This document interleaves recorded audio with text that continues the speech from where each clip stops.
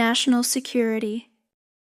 In December 2010, following the United States diplomatic cables leak, WikiLeaks released a cable dated August 3, 2009. The cable referenced a lunch hosted by Prime Minister Manmohan Singh on July 20, 2009 for Rahul Gandhi, then General Secretary of the All India Congress Committee, AICC. Among the guests was the United States Ambassador to India, Timothy J. Romer. During a candid conversation with the ambassador, Gandhi expressed that he believed Hindu extremists posed a greater threat to India than Muslim militants, specifically referring to more polarizing figures within the Bharatiya Janata Party, BJP. In response to a query about the activities of the Islamist militant group Lashkar-e-Taiba, LET, Gandhi noted that there was evidence of some support for the group among certain elements of India's indigenous Muslim population. The remarks triggered strong criticism from the BJP. Spokesperson Ravi Shankar Prasad condemned Gandhi's statements, claiming they risk dividing the country along communal lines and providing leverage to extremist groups in Pakistan.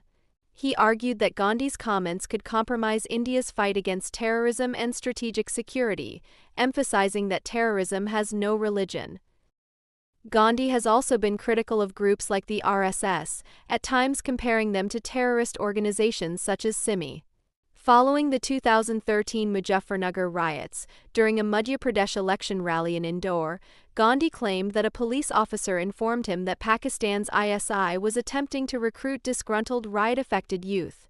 This statement was denied by the district administration, the Uttar Pradesh state government, the Union Home Ministry, and intelligence agencies including RA and the IB, but it drew criticism from multiple political parties, including the BJP, SP, CPI, and JDU. Congress leader Jairam Ramesh suggested that Gandhi should apologize to the Muslim community for the remark. In response to a show-cause notice from the Election Commission of India regarding a potential violation of the Model Code of Conduct, Gandhi clarified that he did not intend to exploit communal sentiments, but was commenting on divisive politics. Leader of the opposition in Lok Sabha, 2024 to present. Following the 2024 general election, Rahul Gandhi was appointed leader of the opposition in the Lok Sabha, cementing his role as a central figure in the Congress party and a key voice in India's parliamentary democracy. This position allows him to hold the government accountable, lead debates on national policy, and articulate alternative policy visions. In his first year in office, Gandhi delivered 16 speeches in the 18th Lok Sabha, addressing issues such as economic inequality, social justice, governance, employment, and the protection of democratic institutions. One of Gandhi's notable initiatives as opposition leader was pressing the government to conduct a nationwide caste census aimed at generating comprehensive data to guide social welfare and affirmative action policies.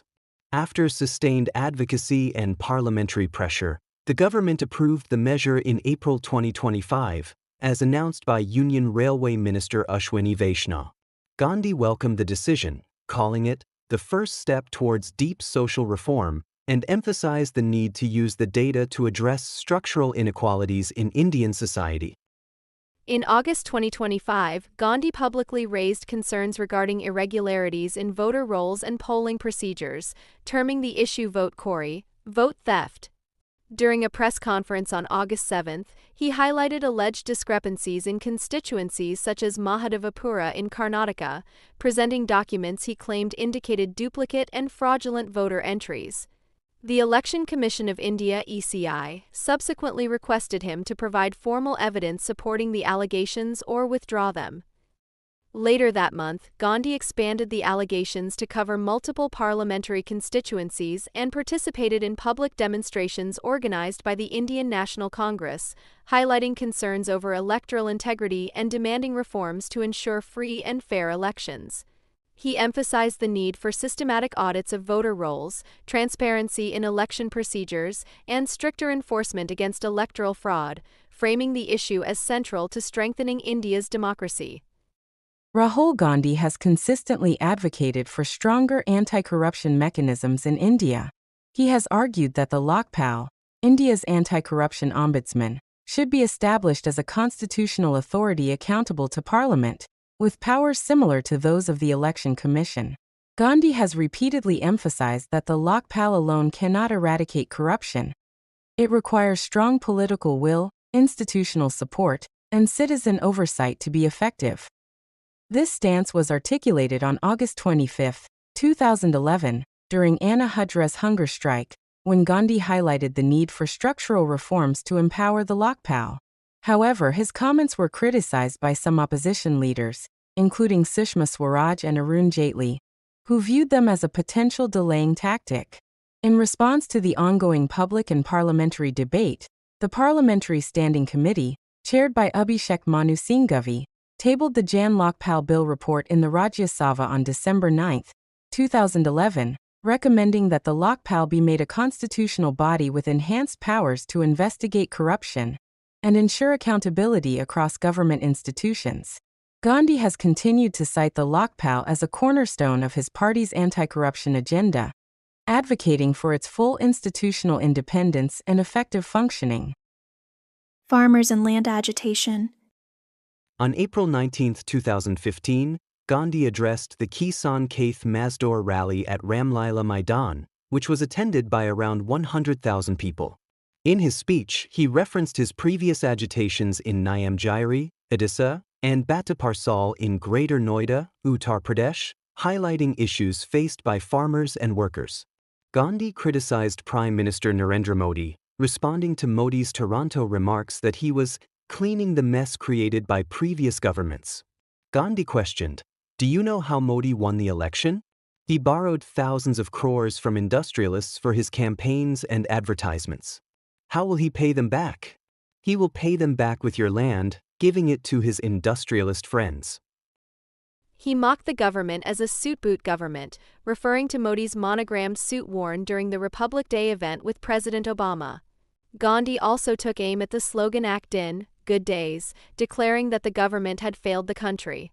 The criticism intensified after the BJP government introduced a land bill in Parliament in May 2015, which was opposed by Congress and other opposition parties.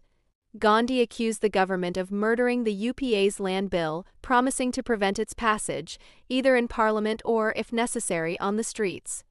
He called the bill anti-farmer, alleging it diluted protections for landowners and described it as akin to a daylight robbery. On May 26, 2015, marking the Modi government's first anniversary, Gandhi addressed a rally in Kozhikode, stating, "Unfortunately, these birthday celebrations are only for a few powerful friends of the government. Kisan, farmers, and Mazdoor have nothing to celebrate." Breaking barriers for equality. Gandhi has been a vocal advocate for women's empowerment and gender equality in India. While inaugurating Utsah, a Kerala Mahila Congress convention in Kochi, he announced that the Congress Party would actively promote women within its organizational structure and set a target of having 50% women as chief ministers within the next decade. In his constituency of Amethi, Gandhi initiated self-help groups for village women, aiming to bring them together and empower them with information and decision-making capabilities. He has consistently called for greater representation of women in politics and for the eradication of gender-based violence. During the second Manmohan Singh ministry, a women's reservation bill was introduced in the Rajya Sabha, proposing that 1/3 of Lok Sabha and state assembly seats be reserved for women. Gandhi supported the bill, stating, "Women do not need any protection. If you give them their rights, they can protect themselves." The bill was passed by the Rajya Sabha on March 9, 2010 but never came to a vote in the Lok Sabha and eventually lapsed. In 2019, while addressing students in Chennai, Gandhi reiterated the need for 33% reservation for women not only in legislative bodies but also in government jobs. Gandhi has also championed LGBTQ+ rights. He supported the Supreme Court's 2018 decision to revoke Section 377 of the Indian Penal Code, which criminalized consensual homosexual acts between adults. He stated that personal freedom should be left to the individual and stressed the importance of upholding the constitutional guarantees of life and liberty for all citizens. Under his leadership, the Congress Party appointed a transgender woman as National General Secretary in its women's wing, a move seen as a step toward mainstreaming transgender individuals in politics.